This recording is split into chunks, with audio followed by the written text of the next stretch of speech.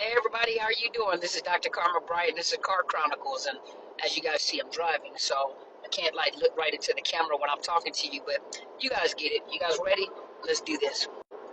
So I haven't been able to come on for a few days because I have been assigned. I've been busy, so I've been on assignment. As a fact, I'm coming back from an assignment. Busy, and that's a good thing. That's a good thing. But I had some thoughts. I want to share my thoughts with you, and some of those thoughts are, I was thinking. So they're thoughts. A lot of people come from very dysfunctional homes. I thought about that, as a therapist when I deal with a lot of people, because a lot of times one of the questions that I ask, especially if people are having problems in relationships and connecting with people and finding healthy relationships, is because of the fact that you have to go back to their foundation. And when you go back to their foundation, one of the questions that I always ask is like, what example did you have in your home? What was your parents' relationships like, or your caregivers' relationship like? And most of the time you find out that it was very dysfunctional, jealous parents, narcissist parents, substance abuse parents, abusive parents, negligent parents, abandonment from parents.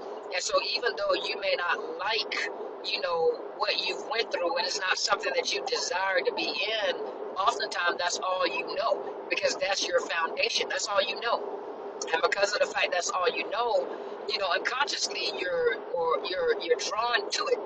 And so when you begin to meet people, there are signs that sometimes you're not aware of. It's just a familiar feeling. This feels familiar, and you're drawn to the familiar. And sometimes we're doing it, unconsciously, without thought. You're drawn to the familiar because this is what you know. And if you think about it, as I say if I say in all my videos, when I say it, domestic violence, narcissist abuse is the same thing.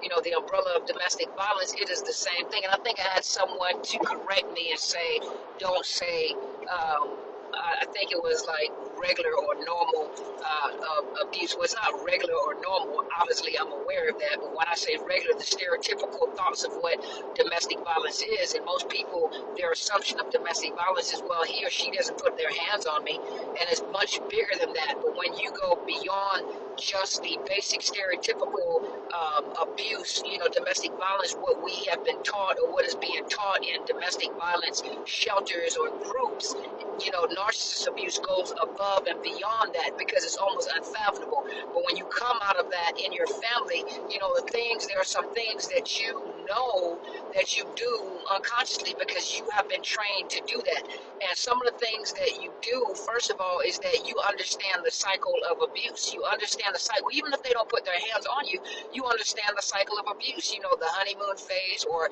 what you call the love bombing phase, the tension building.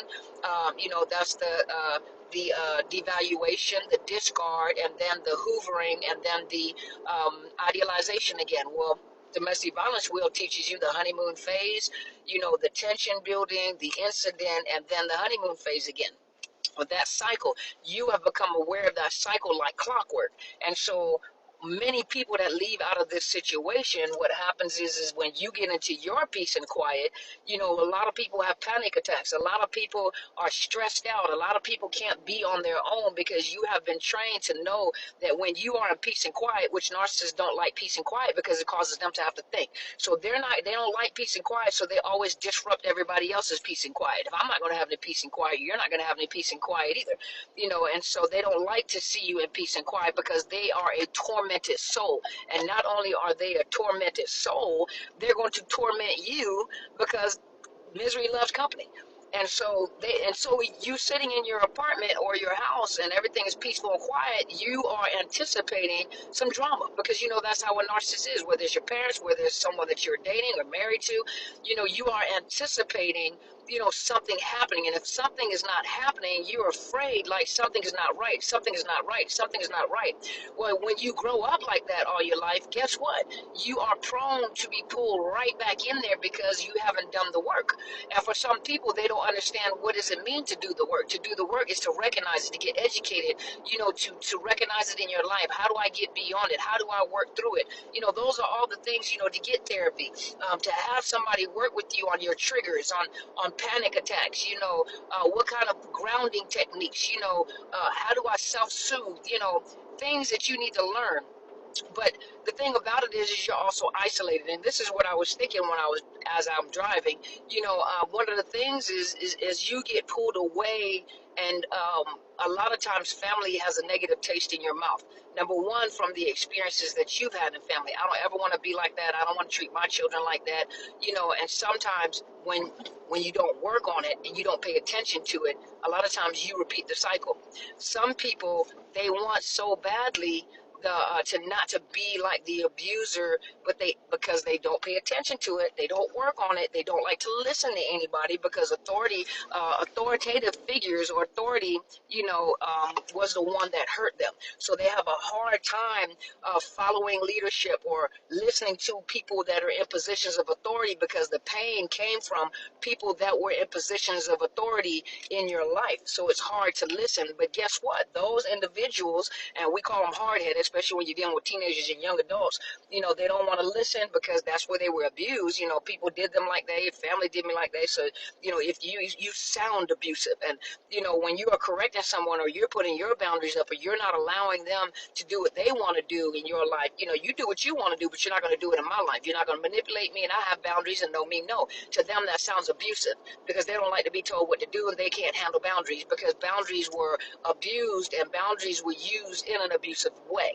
And so they don't like to listen. So you got hard-headed folks, the young people, hard-headed people, that don't like to listen. And then they end up right back in the same cycle that they left from, that they didn't want to be a part of. Children are neglected and then some young people have kids at a young age, think they're grown, know what they're doing, like some of us, and their kids are neglected or rejected, and they start to follow in the same path at which they had come from, the same pathway from where they came from.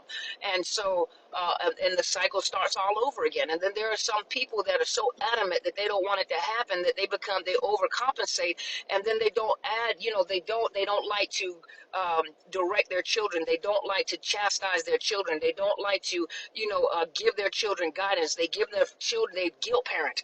And so you end up having children that have no sense of,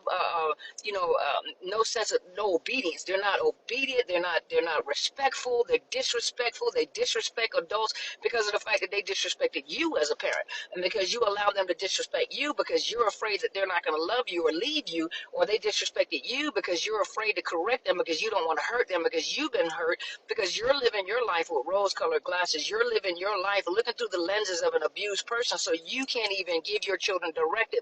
But the problem is that you're raising children now that are going to be hated by society. And when I say hated by society, no one loves a child like a parent loves a child. But when you don't put correction with your children, even if you've been through something, if you don't correct your children, you don't give them orders, you don't, and when I say orders, I don't mean boss them around, you give them some type of structure in their life. Guess what? You're putting them out in a public place. You're putting them out in society around people that have no sympathy toward your child, and nowadays, no empathy toward your child. Your child comes out there, and your child, I don't even know how I got on this topic, but your child comes out there and has no sense of direction. They feel entitled, and then you have people in this world that don't care anything about your kid. They have no problem hurting your child, and especially from the black and brown communities, the different ethnicities that are out there. You're raising your children in a hostile environment where there's already problems, colorism and racism, and you're putting them out there, and they're coming out entitled. And this is not just for the black and brown communities. This is for all communities, little must I say, but still, you're still raising, for those in the black and brown communities, you're raising children that already have something against them. The society already sees something against them, and so you're putting them out there with more flaws, because as a parent, we weren't able, to correct our children, to chastise our children, to bring correction, to bring direction. Correction is protection.